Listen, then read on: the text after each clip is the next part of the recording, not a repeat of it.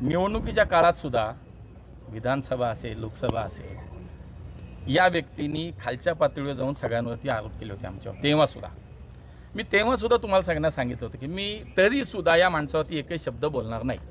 आजही मी एकही शब्द या व्यक्तीवरती बोलणार नाही. काय वैफल्यग्रस्त आहे, सगळीकडनं नाकारलं गेलेलं आहे आणि मग आता करायचं काय म्हणून रोज काहीतरी नवीन उद्योग सुरू झाले आहेत, याच्यावर टीका करत आहेत. आणि मला असं वाटतं त्याच्यावर अधिक काय बोलायचं असेल तर आमचे पुष्कर तुळजापूरकर बोलतील.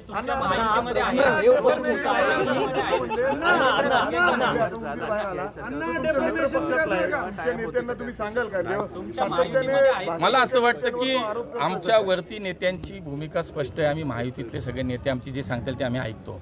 आता इथं हा काय प्रकारे काय प्रकरण आहे त्यांचं त्यांनाच माहिती, त्यामुळे मी कुणाला सांगणार नाही. चंद्रकांत दादा दादांवरती सुद्धा आरोप केले. एक कागद दिला का दादांच्या आरोपावरती?